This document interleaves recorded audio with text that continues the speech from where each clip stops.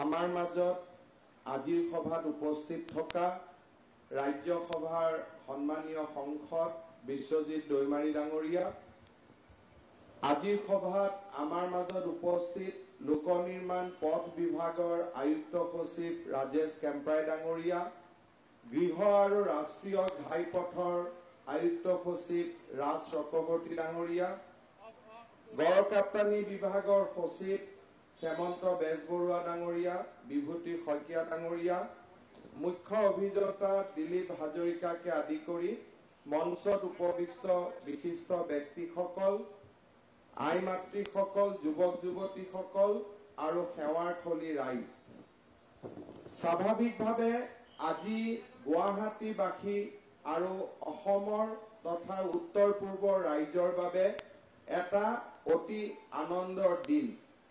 মই উত্তৰ পূব শব্দটো এইভাবে ব্যৱহাৰ কৰিছো কাৰণ গুৱাহাটী হৈছে অকল অসমৰ দুৱাৰদলি নহয়, সমগ্ৰ উত্তৰ পূৰ্বৰ দুৱাৰদলি হৈছে গুৱাহাটী মহানগৰী।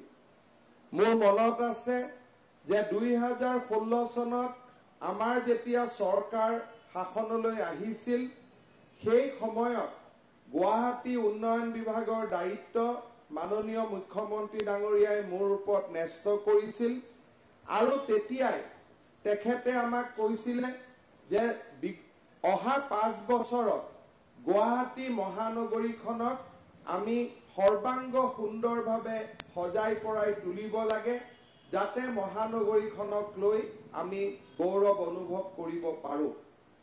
আমি গুৱাহাটী মহানগৰখন বিকাশৰ বাবে এক শৃংখলাবদ্ধভাৱে আৰু বিজ্ঞানসন্মতভাৱে বহুবোৰ আঁচনি হাতত লোৱাৰ প্ৰয়াস আৰু প্ৰচেষ্টা কৰিছিল।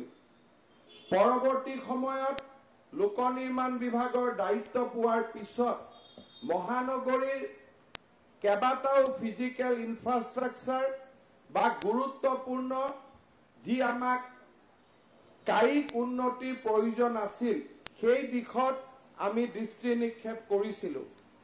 আমি বিশ্বাস কৰিছিলো যে গুৱাহাটী মহানগৰীৰ যদি প্ৰসাৰ নহয়, তেতিয়াহ'লে আমি বৰ্ধিত জনসংখ্যাৰ লগত মহানগৰীখনৰ আগবঢ়াই লৈ যোৱাৰ ক্ষেত্ৰত সদায় আমাৰ অসুবিধাৰ সন্মুখীন হ'ব।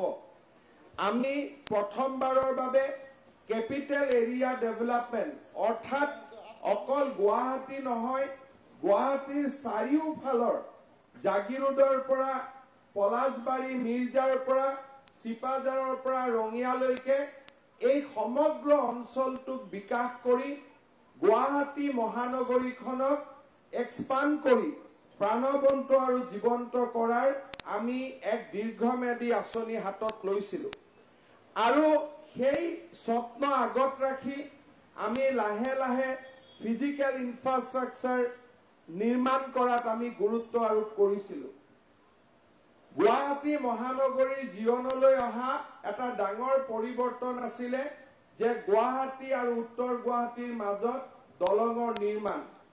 আমাৰ লোক নিৰ্মাণ বিভাগে এই দলং নিৰ্মাণৰ দায়িত্ব লৈছিল আৰু আজি গুৱাহাটী আৰু উত্তৰ গুৱাহাটীৰ মাজত যি ধৰণে দলঙৰ নিৰ্মাণ দ্ৰুতগতিত আগবাঢ়িছে আৰু এটা বছৰ পিছত এই দলঙৰ নিৰ্মাণ সম্পূৰ্ণ হোৱাৰ লগে লগে ৰঙিয়া, চিপাঝাৰ, চাংচাৰী এই অঞ্চলৰ পৰা গুৱাহাটীৰ ফাঁচী বজাৰলৈকে মাত্ৰ 20 মিনিটৰ ভিতৰত যাতায়াত কৰিব পৰাৰ ব্যৱস্থা সম্পূৰ্ণভাৱে ৰাইজে দেখা পাব। অৰ্থাৎ এটা সময় আহিব এবছৰ পিছত যে ৰঙিয়াৰ পৰা চিপাঝাৰৰ পৰা মঙলদৈৰ পৰা যেতিয়া জনসাধাৰণ আহিব, তেওঁলোকে জালুকবাৰী আৰু মালিগাঁৱত থিয় হ'ব নালাগে, পোনে পোনে তেওঁলোক ফাঁচী বজাৰত গৈ তেওঁলোকে পদাৰ্পণ কৰিব পাৰিব। দূৰত্ব মাত্ৰ 15-20 মিনিটৰ দূৰত্ব হ'ব।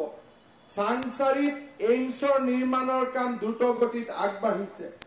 তাৰ লগে লগে মহানগৰীৰ ভিতৰত ৰাস্তা ঘাটৰ নিৰ্মাণ, ফুটপাথ, পদপথ আদি নিৰ্মাণত এক নতুন মাত্ৰা প্ৰদান কৰা হৈছে। মহানগৰীখনৰ যাতায়াত ব্যৱস্থা সুচল কৰাৰ কাৰণে লোক নিৰ্মাণ বিভাগে 4খনকৈ ফ্লাইঅভাৰ নিৰ্মাণৰ কাম হাতত লৈছিল।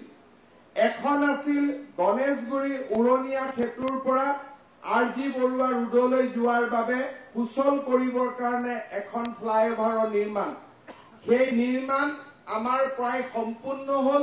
মাত্ৰ এটা বছৰৰ ভিতৰত এই ফ্লাইঅভাৰখন গণেশগুৰিৰ পৰা জুৰোডলৈ আমি নিৰ্মাণ কৰি উলিয়াবলৈ সক্ষম হৈছো, যি অসমৰ ইতিহাসতে নহয় পূৰ্বাঞ্চলৰ ইতিহাসত প্ৰথমবাৰৰ বাবে এনে সফলতাৰে কাম কৰা হৈছে। অহা দুৰ্গা পূজাৰ ভিতৰতে, দুৰ্গা পূজাৰ আৰম্ভণিৰ দিনা বা দুৰ্গা পূজাৰ শেষৰ দিনা আমি গণেশগুৰিৰ ফ্লাইঅভাৰ ৰাইজৰ বাবে মুকলি কৰি দিবলৈ আমি সিদ্ধান্ত লৈছো। তাৰ লগে লগে আমি সুপাৰ মাৰ্কেটত যিখন ফ্লাইঅভাৰ নিৰ্মাণৰ কাম হাতত লৈছিলো, মাত্ৰ আজিৰ পৰা নৱেম্বৰ মাহত আমি হাতত লৈছিলো, সেই ফ্লাইঅভাৰখনৰো আমি যিটো ধৰণে আগবাঢ়িছো যে বহাগ বিহুৰ প্ৰথম দিনা সেই ফ্লাইঅভাৰখনো ৰাইজৰ ওচৰত আমি মুকলি কৰি দিব পাৰো নেকি, তেনে এক প্ৰচেষ্টাৰে আমি দিনে ৰাতিয়ে কাম আগবঢ়াই লৈ গৈছো। ইয়াৰ পিছত আমাৰ সিদ্ধান্ত আছিল যে আমি মালিগাঁৱৰ ওপৰত এখন উৰণীয়া সেতু নিৰ্মাণ কৰিম। প্ৰথম যেতিয়া আমি কনসালটেন্টক এই কাম দিছিলো, আমি ভাবিছিলো 800 মিটাৰৰ এখন সৰু ফ্লাইঅভাৰ আমি নিৰ্মাণ কৰিম, যে মালিগাঁও চাৰিআলিটোক আমি অকল মাত্ৰ কনজেশন ক্লিয়াৰ কৰিম।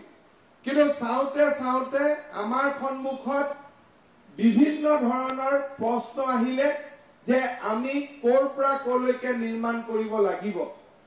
আমালৈকে পৰামৰ্শ আহিলে যে আমি যদি সঁচা অৰ্থত এখন ধুনীয়া আৰবি বনাব খোজো, তেতিয়াহ'লে এই আৰবিখনে কামাখ্যা পাহাৰ পাৰ কৰি লৈ যাব লাগিব।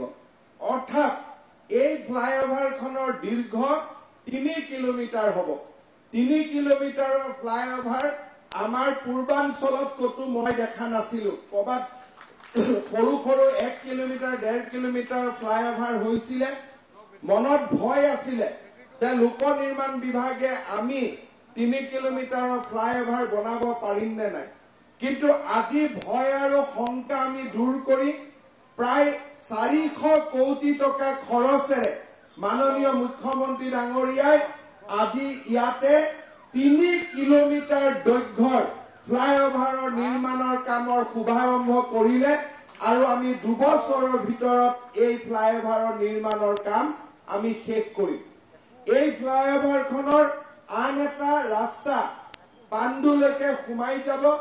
পাণ্ডুৰ পৰা অলপ আগুৱাই গৈ আমি কামাখ্যা মন্দিৰলৈকে যোৱা যিটো পথ নিৰ্মাণ কৰিছো, ফেব্ৰুৱাৰী মাহত যিটো পথ আমি জনসাধাৰণৰ বাবে মুকলি কৰি দিম, এই ফ্লাইঅভাৰখন সেই ৰাস্তাটো সংযোগ কৰিব যে মালিগাঁও চাৰিআলিৰ পৰা পাণ্ডুলৈকে আৰু এটা উইং যাব, সি বিকল্পভাৱে আমাৰ কামাখ্যা মন্দিৰক সংযোজিত কৰিব ব্ৰহ্মপুত্ৰ নদীৰ পাৰেৰে। আপোনালোকে চিন্তা কৰক, এতিয়া যেতিয়া এয়াৰপোৰ্টৰ পৰা এজন ব্যক্তি আহিব, তেওঁ যদি কামাখ্যা মন্দিৰত যাব খোজে, তেওঁ ফ্লাইঅভাৰৰ ওপৰেদিয়ে পাণ্ডুলৈকে গুচি যাব। পাণ্ডুৰ পৰা ব্ৰহ্মপুত্ৰ নদীৰ নৈসৰ্গিক দৃশ্য উপভোগ কৰি মাৰ মন্দিৰত গৈ উপস্থিত হ'ব। এনে সুন্দৰ পৰিকল্পনা আমি কৰিছো। আৰু এইটো পৰিকল্পনা নহয়, বিকল্প যিটো মন্দিৰৰ পথ, সেইটো আমি ফেব্ৰুৱাৰী মাহত খুলি দিম। দ্ৰুত গতিত নিৰ্মাণৰ কাম চলি আছে আৰু ফ্লাইঅভাৰৰ 2 বছৰৰ ভিতৰত সম্পূৰ্ণ হোৱাৰ লগে লগে এয়াৰপোৰ্টৰ পৰা কামাখ্যা মন্দিৰলৈকে যোৱা ৰাস্তা বেলেগ হ'ব আৰু ভৰলুৰ পৰা যেতিয়া আমি আহিম, তেতিয়া বৰ্তমানৰ ৰাস্তাটো দি আমি আহিম। ইয়াৰ লগে লগে এই যিখন ফ্লাইঅভাৰ হ'ব, এইখন 6 লেন ফ্লাইঅভাৰ হ'ব। অৰ্থাৎ ওপৰত 6টা লেন হ'ব, তলত দুইফালে 2টা লেন হ'ব। এক প্ৰকাৰ ক'ব গ'লে এই 3 কিলোমিটাৰ ৰাস্তা প্ৰায় 8 লেনলৈকে ৰূপান্তৰিত হ'ব। অৰ্থাৎ 8খন গাড়ী একেলগে গৈ থাকিব পৰা এক বৃহৎ কৰিডৰ আমি ইয়াতে নিৰ্মাণ কৰিম। ওপৰত 6খন গাড়ী আৰু তলত দুখন গাড়ী সাইড আমাৰ যিবিলাক কাখৰ ৰাস্তা দুটা হ'ব যিটোত আমি তলেদি যাম এই হিচাপে আজি আমি এনেকুৱা এক বৃহৎ পৰিকল্পনা আমি হাতত লৈছো ইয়াৰ পিছত আমাৰ পৰিকল্পনা আছে আপোনালোকে জানে যে এমএমসি আৰু কালাপাহাৰ টিবি হস্পিটালক সংলগ্ন কৰি আমি এখন গুৱাহাটীত দ্বিতীয়খন মেডিকেল কলেজৰ নিৰ্মাণৰ কাম আমি হাতত ল'ব বিচাৰিছো সেই পথটো সুগম কৰিবৰ কাৰণে আৰ্য বিদ্যাপীঠৰ ওপৰেদি নেপালী মন্দিৰ পৰ্যন্ত ৰিহাবাৰীৰ আন এখন সুবিশাল ফ্লাইঅভাৰৰ আমি পৰিকল্পনা কৰিছো আৰু সকলো যদি ঠিকে থাকে ফেব্ৰুৱাৰী মাহত সেইখন ফ্লাইঅভাৰৰ নিৰ্মাণৰ কামো আমি হাতত ল'ম ইয়াৰ পিছত গড়কাপ্তানি বিভাগৰ বা লোক নিৰ্মাণ বিভাগৰ আন এটা ডাঙৰ প্ৰকল্প আমালৈকে থাকি যাব যিটো আমি পৰিকল্পনা পৰ্যায়ত ৰাখিছো সেইটো হৈছে গুৱাহাটী ক্লাবৰ পৰা বামুণী মৈদামলৈকে 8 কিলোমিটাৰৰ দীঘল ফ্লাইঅভাৰ 6 লেনযুক্ত ওপৰত বনোৱা যাতে গুৱাহাটী ক্লাবত আমি ফ্লাইঅভাৰত উঠিলে বামুণী মৈদামত গৈ আমি নামি দিব পাৰো তেনেকুৱা আন এখন ফ্লাইঅভাৰৰ ফিজিবিলিটি আমি বৰ্তমান বনাই আছো তাৰ বহুখিনি প্ৰাৰম্ভিক পৰ্যায়ত আছে কিন্তু আমাৰ সপোনত এনেকুৱা এটা ব্যৱস্থা আছে আমি মালিগাঁৱত ফ্লাইঅভাৰত উঠিম কামাখ্যা মন্দিৰৰ ওপৰত দি কামাখ্যা মন্দিৰৰ কাষেদি গৈ মন্দিৰ পাৰ কৰি আমি নামিম পানবজাৰৰ পৰা যদি আমি আৰ্য কলেজলৈকে যাব লাগে ৰিহাবাৰী দি সেয়াও আমি উৰণীয়া খেতু দি যাম চানমাৰীৰ পৰা বা গুৱাহাটী ক্লাবৰ পৰা বামুণী মৈদামলৈকেও আমি উৰণীয়া খেতু দি যাম আৰু সুপাৰ মাৰ্কেটৰ ওপৰতো উৰণীয়া খেতু হ'ব গণেশগুৰিৰ ওপৰতো হ'ব গুৱাহাটীৰ যি ট্ৰেফিক কনজেশ্যন আছে সি বহু পৰিমাণে কমি যাব তাৰ লগে লগে গুৱাহাটী আৰু উত্তৰ গুৱাহাটী ব্ৰিজ হৈ যোৱাৰ লগে লগে গুৱাহাটী আৰু বহু মানুহ যি আজি গুৱাহাটীত থাকিব আহে আমাৰ পাৰ্শ্বৱৰ্তী অঞ্চলৰ তেওঁলোকে গুৱাহাটীত থকাৰ বা গুৱাহাটীৰ ভিতৰত অহাৰ প্ৰয়োজনীয়তা অনুভৱ নকৰিব কাৰণ ৰঙিয়া বা নলবাৰীৰ পৰা বা মঙলদৈ চিপাঝাৰৰ পৰা মাত্ৰ 20-25 মিনিটত আমি আহি ফাঁচী বজাৰ পাব পৰা অৱস্থাত থিয় হ'ম আজি আপোনালোকে চিন্তা কৰক যে মাত্ৰ 4.5 বছৰৰ ভিতৰত আমি এনেকুৱা পৰিকল্পনা আজি আমি প্ৰস্তুত কৰিব পাৰিছো আজি আমাৰ ৰাজ্য চৰকাৰখন প্ৰতিষ্ঠা হোৱাৰ পিছত যিমানবিলাক ইনফ্ৰাষ্ট্ৰাকচাৰ প্ৰজেক্ট আমি হাতত লৈছো আগতে কোনো কালে লোক নিৰ্মাণ বিভাগে বা আমাৰ অসম চৰকাৰে এনেকুৱা প্ৰকল্প হাতত ল'ব পৰা নাছিল হৰাইঘাটৰ দ্বিতীয় দলং সম্পূৰ্ণ হ'ল বগীবিলৰ দলং সম্পূৰ্ণ হ'ল ঢলা খদিয়াৰ দলং সম্পূৰ্ণ হ'ল কলিয়া ভোমোৰাৰ ওপৰত দ্বিতীয়খন দলং নিৰ্মাণৰ কাম দ্ৰুতগতিত আগবাঢ়িছে মাজুলী কমলাবাৰী দলঙৰ নিৰ্মাণৰ সপোন প্ৰায় বাস্তৱত ৰূপায়িত হোৱাৰ দিশত আগবাঢ়িছে নুমলীগড় আৰু গোলাঘাট সংলগ্ন দলঙৰ প্ৰাৰম্ভিক কাম কাজ আৰম্ভ হৈছে তাৰ লগে লগে আজি অসমৰ চাৰিওফালে মেডিকেল কলেজে হওক এইমছে হওক আজি এক প্ৰকাৰ উন্নয়নৰ এক বৃহৎ ডাঙৰ কৰ্মযজ্ঞ আৰম্ভ হৈছে যি আমাৰ অসমৰ জীৱনত কেতিয়াও আগতে হোৱা নাছিল আজি আপোনালোকে যদি ডিব্ৰুগড়ত যায় তাতো ফ্লাইঅভাৰৰ নিৰ্মাণৰ কাম যোৰহাটত দুখনকৈ ফ্লাইঅভাৰ নিৰ্মাণৰ কাম ৰঙাপাৰাৰ দৰে টাউনত তাতো ফ্লাইঅভাৰ তিনিচুকীয়াত ফ্লাইঅভাৰ লামডিঙত ফ্লাইঅভাৰ হৰভোগত বৰপেটা ৰোডত ফ্লাইঅভাৰ অৰ্থাৎ এনেকুৱা এটা অঞ্চল নাই নামনিৰ পৰা উজনিলৈ উত্তৰৰ পৰা উত্তৰ অসমৰ পৰা বৰাকলৈ ডিফুৰ পৰা হাফলঙলৈ এনেকুৱা এটা অঞ্চল নাই যিটো অঞ্চলত আজি উন্নয়নৰ এক নতুন আশাৰ কিৰণ স্পৰ্শ কৰা নাই আজি আমাৰ বাবে সপোন আছিল এইবিলাক কিন্তু আজি এই সপোনবিলাক আমি বাস্তৱত ৰূপায়িত কৰিছো আমি সংকল্প লৈছিলো যে আমাৰ সপোনবিলাক আমি বাস্তৱলৈ ৰূপায়িত কৰিম আৰু আজি আমি এটা এটাকৈ এই সপোনবিলাক ৰূপায়িত হোৱা আমি স্বচক্ষুৰে দেখা পাইছো গুৱাহাটী মহানগৰীত আমি যিবিলাক আঁচনি হাতত লৈছো এই আঁচনিবিলাক যদি সুন্দৰভাৱে অহা এবছৰ দুবছৰৰ ভিতৰত ৰূপায়িত হৈ যায়, আমাৰ মহানগৰীখনৰ চেহেৰা সম্পূৰ্ণভাৱে পৰিৱৰ্তন হ'ব। ভাৰত চৰকাৰৰ সহযোগত ইতিমধ্যে আমাৰ লখৰাৰ ওপৰত ফ্লাইঅভাৰ নিৰ্মাণৰ প্ৰাৰম্ভিক আমি অনুমোদন পাইছো। বাইহাটা চাৰিআলিৰ ওপৰত ফ্লাইঅভাৰ নিৰ্মাণৰ আমি অনুমোদন পাইছো। বশিষ্ঠৰ ওপৰত ফ্লাইঅভাৰ নিৰ্মাণৰ আমি অনুমোদন পাইছো। অৰ্থাৎ নেশ্যনেল হাইৱেটো কমপ্লিটলি থ্ৰ কৰাৰ বাবে, যাতায়াতত বিসংগতি নোহোৱাকৈ সুচল কৰাৰ বাবে আজি আমি উৰণীয়া সেতু নিৰ্মাণৰ অনুমোদন পাইছো। তাৰ লগে লগে মহানগৰীৰ ভিতৰত চাৰাভাটিয়ে হওক, মালিগাঁৱে হওক, গণেশগুৰিয়ে হওক, ছুপাৰ মাৰ্কেটে হওক, এই উৰণীয়া সেতুবিলাকৰ নিৰ্মাণে আমাৰ মহানগৰীৰ যাতায়াত ব্যৱস্থাক আৰু অধিক সুচল কৰি তুলিব। আমি আশা ৰাখিছো ফেব্ৰুৱাৰী মাহৰ ভিতৰত আমি মহানগৰীত 9খন ফুট অভাৰব্ৰিজৰো আমি আনুষ্ঠানিক উদ্বোধন কৰিম। যি ফুট অভাৰব্ৰিজ অকল ৰাস্তা পাৰ হোৱা ব্যৱস্থা নহয়, বৃদ্ধ দিব্যাংগ ব্যক্তিসকলে যাব পৰাকৈ উইথ এস্কেলেটৰ, অৰ্থাৎ এস্কেলেটৰত আমি থিয় হ'ম, ওপৰত গৈ পাম, ওপৰৰ পৰা আমি আনটো দিশলৈকে যাম, আকৌ এক্সেলেটৰ দি নামি আহিম। যেনেকে দিল্লীত ৰোড অভাৰব্ৰিজ বিলাক আছে, ফুট অভাৰব্ৰিজ আছে, গুৱাহাটীত আমি 9খন ফুট অভাৰব্ৰিজ তেনেকে নিৰ্মাণ কৰাৰ কাম আমি আৰম্ভ কৰিছিলো।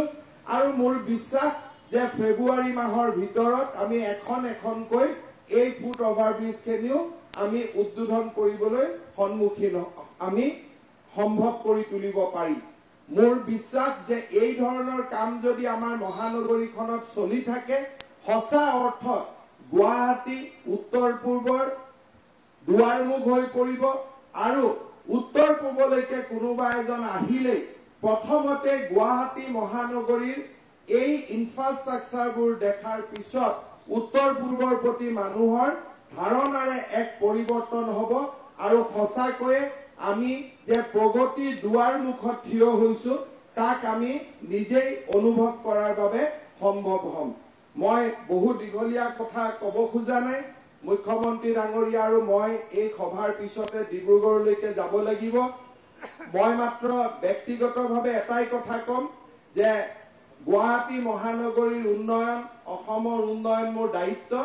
কিন্তু আজি মালিগাঁও ফ্লাইঅভাৰখন মই ব্যক্তিগতভাৱেও যথেষ্ট সুখী যে মোৰ সমষ্টিতে এই ফ্লাইঅভাৰখনৰ কাম আৰম্ভ হ'ব। সেই দিশৰ পৰা জালুকবাৰী সমষ্টিৰ বিধায়ক হিচাপেও আজি মোৰ বাবে অত্যন্ত আনন্দৰ দিন। পাণ্ডুৰ ৰাইজক সদায় ৰাস্তাৰ ইটো ফালৰ পৰা সিটো ফালত পাৰ হ'বৰ কাৰণে যিমান কষ্ট অনুভৱ কৰিব লাগে, পাণ্ডু থিয় হৈ থাকিব লাগে, আনফালে যাব নোৱাৰে, আনফালৰ পৰা ইফালে আহিব নোৱাৰে। কেতিয়াবা আমি দোকানবিলাক ৰাস্তা বহলাবৰ কাৰণে এভিকশ্যন কৰিব লাগিব নেকি, এনেকুৱা বহুত সমস্যাৰ আমি সন্মুখীন হৈ আছিলো। কিন্তু এই ফ্লাইঅভাৰখনৰ নিৰ্মাণৰ পিছত ওপৰৰ গাড়ী ওপৰেদি যাব, তলৰ মানুহ তলেদি আপ এণ্ড ডাউন কৰিব, আমাৰ কাৰো আৰু সমস্যা নাথাকিব। আমি যিমান সমস্যা, অকল গাড়ী মটৰ নহয়, পাণ্ডু মালিগাঁৱৰ ৰাইজেও যিমান সমস্যা আজি ইমান দিনে সহ্য কৰিবলগীয়া হৈছিল, আজিৰ পৰা বা অহা দুবছৰৰ ভিতৰত এই সমস্যাৰ সমাধান হ'ব। তাৰ বাবে মই জালুকবাৰী সমষ্টিৰ বিধায়ক হিচাপেও মই অনুভৱ কৰো যে আজিৰ দিনটো অত্যন্ত গৌৰৱৰ দিন, আনন্দৰ দিন। মই মুখ্যমন্ত্ৰী ডাঙৰীয়াক ধন্যবাদ জনাইছো যে তেখেতৰ আগ্ৰহৰ বাবেই আজি আমি সকলোৱে সুন্দৰভাৱে কাম কাজবিলাক আগুৱাই নিছো। আৰু বিশেষকৈ আজি পাণ্ডু মালিগাঁৱত আহি তেখেতে বহুমূলীয়া সময় নষ্ট কৰি এই মালিগাঁও ফ্লাইঅভাৰৰ যি শুভাৰম্ভ কৰিলে তাৰ বাবে মই তেওঁক অন্তৰৰ গভীৰতম কোণৰ পৰা ধন্যবাদ আৰু কৃতজ্ঞতা জনাইছো। লোক নিৰ্মাণ বিভাগে এজন থলুৱা উদ্যোগী যুৱকক এই কামৰ দায়িত্ব দিছে। ছুপাৰ মাৰ্কেটৰ ফ্লাইঅভাৰৰ কামো এজন থলুৱা আমি কন্ট্ৰেক্টৰক দিছিলো আৰু সুন্দৰভাৱে তেওঁ কাম সমাধান কৰি থকা আজি আমি দেখিছো। মালিগাঁও ফ্লাইঅভাৰৰ কাম আমি আমাৰ অসমৰ লোক এজনকে দিছো। আৰু মই নিশ্চিত যে খুব সুন্দৰভাৱে তেওঁলোকে নিজৰ কাম কৰিব পাৰিব। আৰু আমি PWD ডিপাৰ্টমেণ্টত থলুৱা কন্ট্ৰেক্টৰ নিৰ্মাণৰ যি আমি কাম হাতত লৈছিলো, সেই দিশতো আমাৰ এই ধৰণৰ বৃহৎ কাম অসমীয়া ডেকা লৰাই হাতত ল'ব পৰাটো মই ভাবো যে আমাৰ PWD বা লোক নিৰ্মাণ বিভাগৰ আন এক সফলতা। ৰাইজক, গুৱাহাটীবাসী ৰাইজক মই এটা সৰু অনুৰোধ কৰিম, স্বাভাৱিকতে মালিগাঁৱৰ দৰে ব্যস্ত ৰাস্তাৰ ওপৰত ফ্লাইঅভাৰ নিৰ্মাণ এটা ডাঙৰ চেলেঞ্জিং কাম।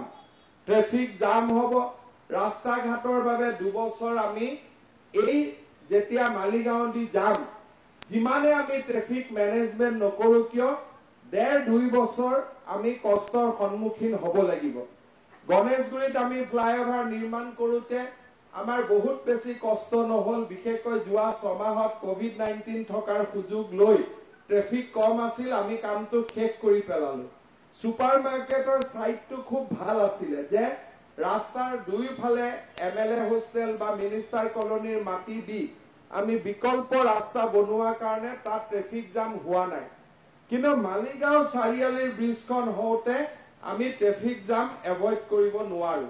এইটো কথা আমি সকলোৱে বুজি পাব লাগিব যে এইটো এটা ব্যস্ত পথ, আৰু ব্যস্ত পথৰ ওপৰত আমি যেতিয়া ফ্লাইঅভাৰ নিৰ্মাণ কৰিম, স্বাভাৱিকভাৱে যান বাহনত কিছু কষ্ট হ'ব। আমাৰ অনুৰোধ থাকিব যে যিসকল ব্যক্তিয়ে এয়াৰপোৰ্টৰ পৰা আহিব তেওঁলোকে এইকেইটা দিন যিমান পাৰে নেশ্যনেল হাইৱে ব্যৱহাৰ কৰক। যদিও দুইফালে আমি 4-5 ফুটৰ ৰাস্তা ৰাখিম, এই অঞ্চলটোত অহা 1.5-2 বছৰ ট্ৰেফিক জাম হ'ব। যেনেকে সন্তান এটা জন্ম দিয়াৰ সময়ত মাকৰ কিমান কষ্ট এইটো মাকেহে বুজি পায়। সন্তানটো জন্ম হোৱাৰ পিছতো সকলোৱে আহি মৰম কৰে, ধুনীয়াকৈ মৰম কৰে, গালত হাত দিয়ে, চুমা খায়, কিন্তু কষ্টটো 9 মাহৰ মাকে পায়। কিন্তু সেই কষ্টটো হয় বুলি মাতৃয়ে সন্তান জন্ম দিয়া বন্ধ নকৰে, বৰঞ্চ মাতৃয়ে সন্তান জন্ম দিয়াৰ পিছত মাতৃত্বক লৈ গৌৰৱ অনুভৱ কৰে যে মই সঁচাকৈ আজি 9 মাহ 10 মাহৰ কষ্টৰ পিছত আজি মই মাতৃত্বৰ গৌৰৱ অনুভৱ কৰিলো। ঠিক সেইধৰণে প্ৰসৱ যন্ত্ৰণা সকলো প্ৰাপ্তিৰ পিছত থাকে। কৰবাত মানুহে দেখা পায়, কৰবাত মানুহে দেখা নাপায়। এই মালিগাঁও ফ্লাইঅভাৰখনৰ কিন্তু প্ৰসৱ যন্ত্ৰণা আমি সকলোৱে পাব লাগিব। আমি পাবই লাগিব, কাৰণ ইয়াৰ বিকল্প নাই। গতিকে অহা 1.5-2 বছৰত যিখিনি ট্ৰেফিক জাম হ'ব, তাৰ বাবে গুৱাহাটীবাসী ৰাইজে পুলিচক, PWD ডিপাৰ্টমেণ্টক সমালোচনা নকৰি সেইখিনি প্ৰসৱ যন্ত্ৰণা বুলি যদি গণ্য কৰে আমি কৃতাৰ্থ হ'ম, কাৰণ তাৰ বিকল্প আমাৰ সন্মুখত নাই। মই বহুত চেষ্টা কৰিছিলো কিবা অল্টাৰনেটিভ ৰাস্তা ওলাব পাৰি নেকি, কিন্তু ইমানেই কনজাষ্টেড যে তাত অল্টাৰনেটিভ ৰাস্তা ওলোৱাৰ আশা খুব কম। আমি চেষ্টা কৰিম যিমান পাৰো সুচল কৰাৰ কাৰণে। সেইবাবে আমি এটা সিদ্ধান্ত লৈছো যে দিনে ৰাতি এই ব্ৰিজখনৰ কাম আমি হাতত ল'ম, যাতে যিমান পাৰো সোনকালে ইয়াক আমি শেষ কৰিব পাৰো। কিন্তু শেষ নোহোৱা দিনলৈ, উদ্বোধন নোহোৱা দিনলৈ আমি কষ্ট পাম, আৰু সেই কষ্টখিনি আমি সকলোৱে একেলগে সহ্য কৰিব লাগিব। পূজাৰ আগত মই ফ্লাইঅভাৰখন নিৰ্মাণৰ কাম হাতত ল'বলৈ হাক দিছো, কাৰণ পূজাত ইয়াত ভিৰ হ'ব। পূজাৰ পিছদিনাখনৰ পৰাই এই কাম দ্ৰুত গতিত আৰম্ভ হ'ব। ৰাইজৰ সহযোগিতা আৰু আশীৰ্বাদ বিচাৰিলো। ধন্যবাদ। জয় হিন্দ, বন্দে মাতৰম। লোক নিৰ্মাণ বিভাগৰ বহুতো সুন্দৰ ভৱিষ্যত